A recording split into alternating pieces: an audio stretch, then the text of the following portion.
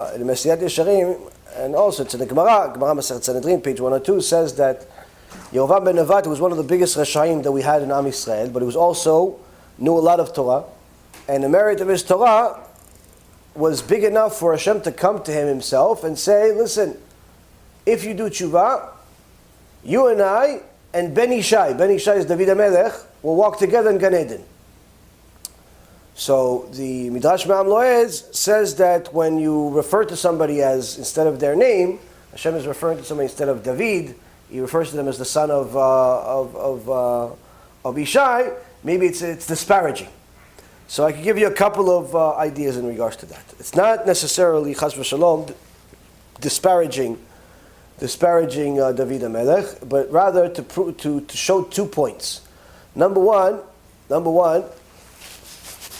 HaKadosh Baruch Hu knows his creation, and he knows that Yerovam, his weapon of destruction, but rather weapon of self-destruction, was his ego.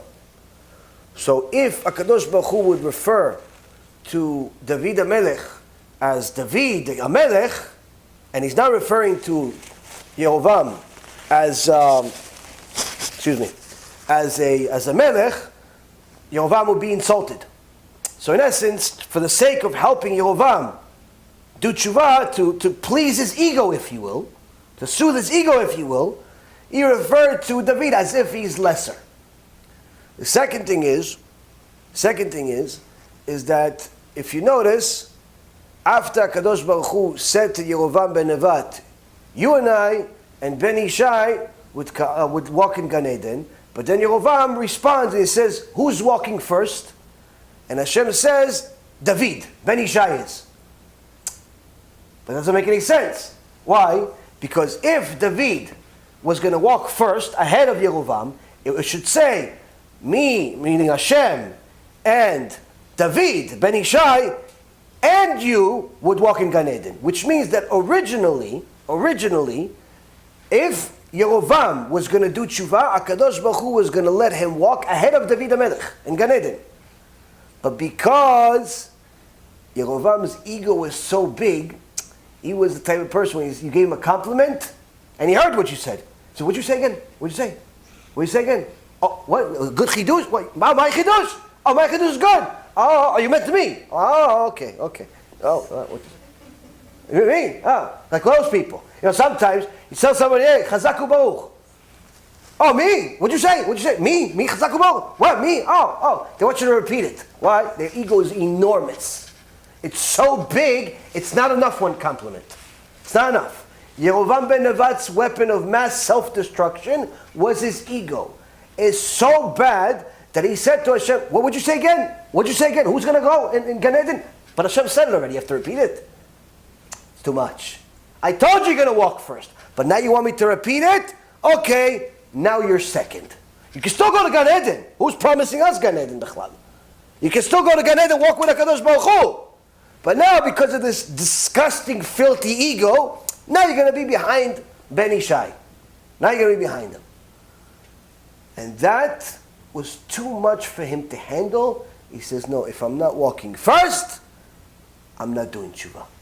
And until this day, Yerovam ben Nevat is burning in Gehenom, and he will never leave. The Gemara Masechet Sanhedrin says, Yerovam ben Nevat is one of the people that has no share of the world to come, and for that stupid ego of his, that filthy, despicable ego of his, he got a personalized invitation from HaKadosh Baruch Hu. Which one of us here can say, I got a personal invitation from HaKadosh Baruch Hu? He got a personal invitation from HaKadosh Baruch Hu, but the ego that he had was so filthy that he says, no. I'd rather not do tshuva. Why? He never saw Gehenom, but now that he sees Gehenom, he can't get out. Why? There's no door.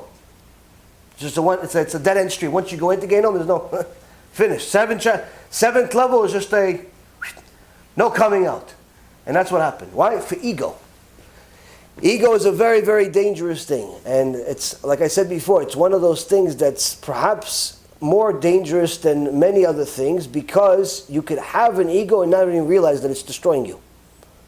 The Gemara says that an ego is so detestable that even a person's family hates him. When a person is an arrogant person, even his own wife and kids hate him. He thinks they hate him because they only care about money. He thinks they hate him because they're not nice. No, they hate you because you have a big ego. And HaKadosh Baruch Hu is trying to teach you to do tshuva, but no. They'll do tshuva. They need to do tshuva. Everybody else needs to do tshuva. And this ego comes in different forms and sizes. The thing is, ego is one of those things where it doesn't come in an obvious way. Like you have the obvious way, like a Donald Trump. Okay, Donald Trump, no one can say he's a humble person. It'll be like a joke. It's like an oxymoron, putting Donald Trump and humility in the same sentence. Okay? He's an arrogant person. He's proud to be arrogant. And people elected him because he's arrogant, because the society is upside down, and they want arrogance. It's praisable to be an arrogant person in today's warped society. Okay? So there's the obvious arrogance, which is pretty much a person that says, I'm better, I beat you here, I'm better here. That's the obvious one. But then, Rabbi Nachman Breslov says there is the worst form of ego, worst form of arrogance, is the exact opposite as far as its expression. It's a person that pretends to be humble. He pretends to be humble. He walks around, I don't know anything. Yeah, no. Yeah, who am I? And in his heart, he thinks he's better than everybody else. He's pretending to be humble. Rabbi Nachman Breslov says that's the worst type of arrogance. Worst type. But then there's the ones that are in between.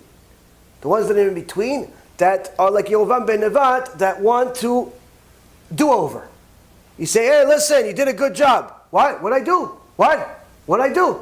I said you did a good job. I was right next to you. I was 2 feet from you. You didn't hear me? Oh, no. I heard, but I wasn't sure if you were talking to... I did a good job? Okay. I did a good job. Hey, listen. You said I did something before. I forgot what you were saying. What'd you say I did? What'd you say I did? My wife is picking me up. I'm confused. What'd you say I did? I said you did a good job. Oh, I did. Oh, yeah, see, honey? I did a good job. That's ego. It's disgusting. It's gross. Makes Hashem want to vomit on you. Why? Because ego is considered an abomination in the eyes of Hashem. And many times people do not even know that they have an ego. They don't even know they have an ego. They don't even know that it's arrogance. Or they don't even think it's that bad, perhaps. But in reality, it's poison. It's poison. And a person needs to know that someone like Yerovam that knew the entire Torah, knew a lot of Torah. The Gemara says he had 127 chidushim on every single subject in the Torah. You can't even imagine such a thing.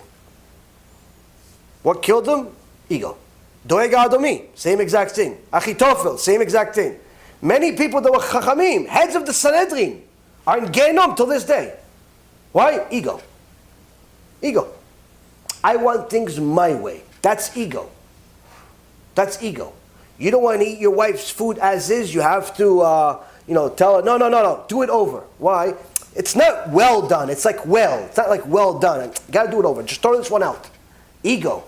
You're going to get a divorce probably, or a miserable marriage. Oh, son, what? Only 95? Nah, come on. It's ego. What? 95 grade is not good for your son? Why not? Why can't you encourage him? Maybe BeEzrat Hashem next time he'll do better. Why do you have to, nothing is good enough for you? Ego. All of these things, Rabotai, come from ego. B'Shem Hashem Na'aseh V'Natzliach, we're very excited to offer you the new BeEzrat Hashem app 3.0. It's a newer, faster app full of Torah, lots of Kedusha by the Shiurim that we do, myself, Rabbi Efraim, Rav Chaim, where you'll have also newer features where you're able to use the app while you're using other applications on your phone. You'll be able to share the lectures directly from the app. You'll be able to donate online and support our Cube and our Torah work that we're doing. And the most exciting feature is that you'll be able to actually ask questions directly on the app and get answers from the rabbis directly from the app. This is something unprecedented, and Baruch Hashem will be able to offer it. Thank you again for all of your support. Check it out. Make sure you have the kosher Torah that will re-energize your neshama each and every single day. Call to B'chava Tzlacha.